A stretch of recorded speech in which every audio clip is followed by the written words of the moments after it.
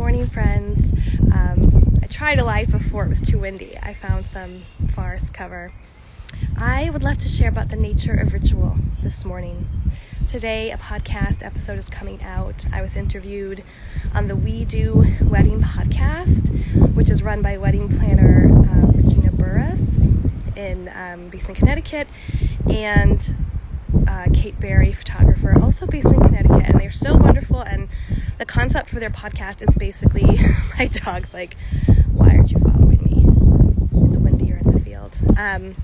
The concept for their podcast is simple. They interview wedding vendors to hear about what they do, the behind the scenes that people might not always realize. And it's awesome if you're planning your wedding to learn more about what to ask vendors and things like that. And then it's great for other vendors to get to know another side, because wedding vendors all come together offering our little piece of the day.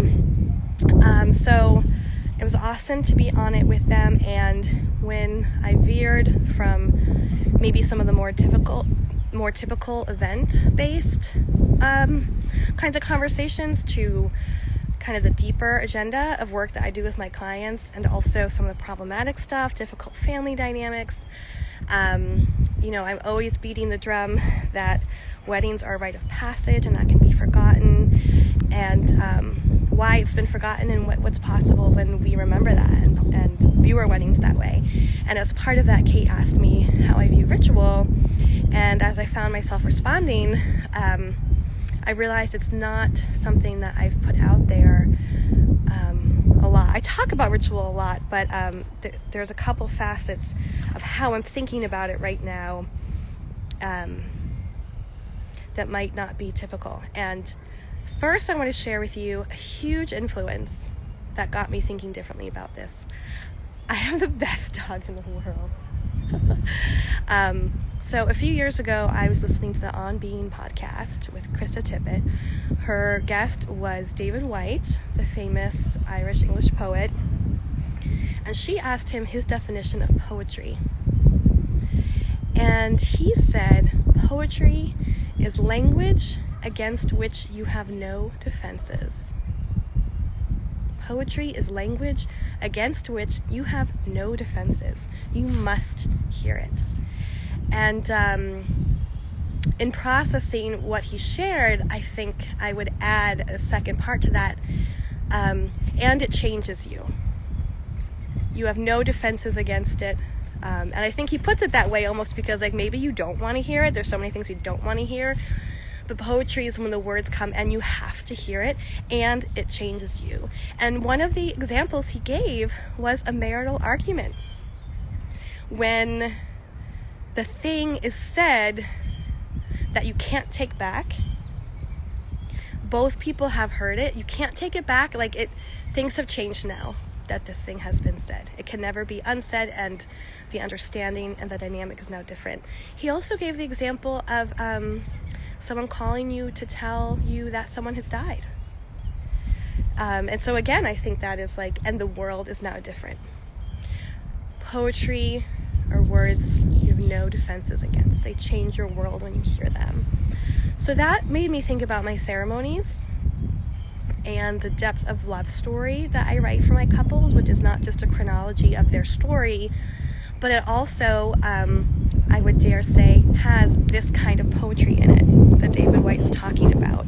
That there are parts in the ceremony, there are words that are said that are reflecting on this couple, saying what's going to happen in the future, moving them through the change right in that minute, that not just for the couple, but for everybody present. You hear it, you have to hear it, and you are changed by hearing it.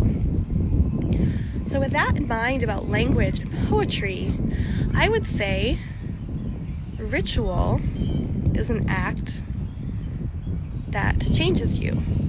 It is the moment when change occurs, when it is felt physiologically, metaphysically, mentally, emotionally, spiritually. It is the moment that change occurs. So just like the examples David Whyte gave were in the real world, not what we typically consider works of poetry, that means ritual is just happening. in our lives. And if we look to our language, it gives us a clue about our rituals, because, for example, if you buy a house, you go through so many steps to buy that house, right? And through the process of buying the house, through just getting approved for a loan and then looking at the house and this and that, all of those things are shaping you, changing you, shifting how you're talking about the future a little bit. But the moment that you pick up the keys, that is the moment you become a homeowner. Not before, not after. And when people talk about buying their house, they'll talk about that moment. The moment, we picked up the keys and then this happened, or da-da-da-da-da, and pick up the keys. Picking up the keys. That is the ritual. That is the moment that your mind, your body, really, your nervous system, because it's a load on your nervous system to own a home, right? That is the moment it changes. And it can be little things too, like here in New England, everyone's so obsessed with pumpkin spice lattes. I've never had one, and actually I always wonder why they're called that, because they don't actually taste like pumpkin, right? It's just the spices you put in pumpkin pie. So it's like clove and cardamom and whatever. Anyway, pumpkin spice latte is a big thing in New England. And what happens when someone has a pumpkin spice latte? They say, it's fall. Fall is here. I took my sweaters out of the drawer. That's a ritual, because fall is here. I got my first pumpkin spice latte. That's a ritual, because fall is here.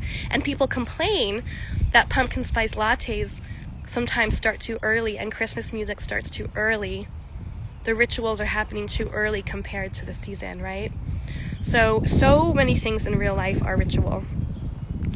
On a wedding day, we have ritual that is protected and elevated by ceremony and tradition. So I'm not going to go deep into this right now, but I just wanted to share that really expanded way that I think about ritual, because it shapes the way I also do things with my children and the way I do things for myself when I'm experiencing change. And on a wedding day, you have ritual that's just happening. You have ritual that is protected, elevated by ceremony and tradition. That's what we usually think of when we talk about ritual on a wedding day.